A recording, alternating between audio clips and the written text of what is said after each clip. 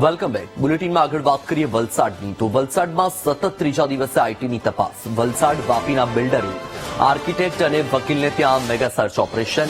ધરમપુર ચોકડીના બિલ્ડર રાકેશ જૈનને ત્યાં આવકવેરા વિભાગનું સર્ચ યથાવત છે. જાણીતા વકીલ વિપુલ કાપડિયા અને દીપસિંહ સોલંકીને ત્યાં પણ દરોડા પાડવામાં આવ્યા છે. ઓફિસ અને ઘરમાં આવકવેરા વિભાગની તબાઈ ચાલી રહી છે. ત્યારે આઈટી રેડમાં શંકાસ્પદ આર્થિક વ્યવહારો ઝડપાયા. શંકાસ્પદ આર્થિક વ્યવહારોના ઘણા દસ્તાવેજો હાથ લાગ્યા. તપાસમાં અન્યોની સંડોવણી પણ બહાર આવે તેવી સંભાવના જોવા મળી રહી છે. ડિજિટલ અને ફિઝિકલ ડેટાના અભ્યાસ બાદ કર ચોરીનો આંકડો સામે આવશે. માર્ચ એન્ડિંગ નજીક હોવાથી બિલ્ડર લોબી એકાઉન્ટ સેટલમાં વ્યસ્ત. વધુ માહિતી મેળવીએ સંવાદદાતા માનવ ઠાકોર પાસેથી. માનવ, વલસાડમાં આજે સતત ત્રીજા દિવસે પણ આઈટી વિભાગનું સર્ચ યથાવત અને કેટલાક શંકાસ્પદ આર્થિક વ્યવહારો ઝડપાયા હોવાનું પણ સામે આવ્યું છે. શું માહિતી, રેડમાં કઈ નવી માહિતી સામે આવી? વત્સલ, આપને જણાવવાનું કે વલસાડ, વાપી તેમજ સુરતની આઈટી વિભાગની 16 ટીમની સાથે ટોટલ 200 જેટલા જે અધિકારીઓ છે એ વલસાડ અને વાપીના જે બિલ્ડર લોબી છે તેના પર તવાઈ બોલાવી છે અને જે રીતે સતત ત્રીજા દિવસે પણ અત્યારે સર્ચ ઓપરેશન હાથ ધરવામાં આવ્યું છે. વત્સલ, આ પ્રકારની સર્ચ ઓપરેશન એ વલસાડના ઇતિહાસમાં સૌ પ્રથમવાર જોવા મળી રહી છે કે આટલી મોટી ટીમ હોય અને તમામ લોકોના ઘરે, ઓફિસે કમ્પ્યુટર હોય કે પછી દસ્તાવેજો હોય, તમામની સઘન ચેકિંગ હાથ ધરવામાં આવ્યું છે. સૌથી મોટો જે ટાર્ગેટ છે એ દીપેશ ભાનુશાલી અને તેના ભાઈ હિતેશ ભાનુશાલી હોય તેવું લાગી રહ્યું છે.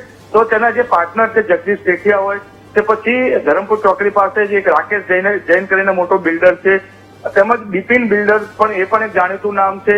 તો જે દીપસિંહ સોલંકી છે તે એક જમીન લે વેચનું કામ કરે છે, સાથે સાથે એક આર્કિટેક્ટ અને એક જે જમીન દસ્તાવેજનું કામ કરતો વકીલ, એટલે કે બહુ મોટા લોકોને ટાર્ગેટ બનાવવામાં આવ્યા છે. અને એવું જાણવા મળી રહ્યું છે કે આ જે બિલ્ડર લોબી છે બહુ મોટા પ્રમાણમાં જમીનો ખરીદી છે. કરોડો રૂપિયાની જમીન ખરીદ્યા બાદ અત્યારે જે રીતે પ્રોજેક્ટો આવી રહ્યા છે અને ત્યારબાદ હવે જે રીતે આઈટીની ટીમો લાગી રહી છે.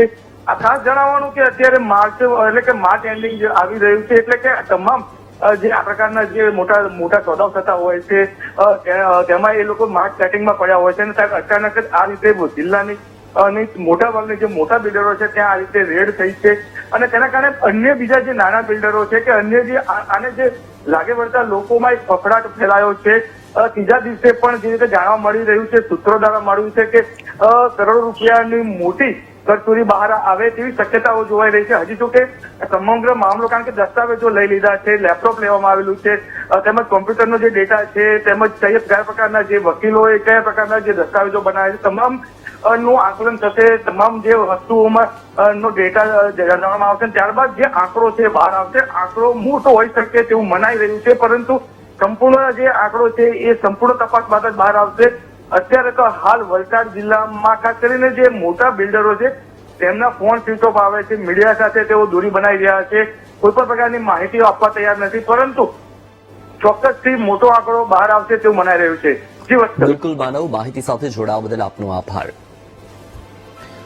તો આપણે જણાવી દઈએ કે વલસાડમાં સતત ત્રીજા દિવસે આઈટીનું સર્ચ યથાવત છે. શંકાસ્પદ આર્થિક વ્યવહારો ઝડપાયા છે. કેટલાક દસ્તાવેજો પણ જપ્ત કરવામાં આવ્યા છે. મોટા પ્રમાણમાં કર ચોરી ઝડપાય તેવી સંભાવના.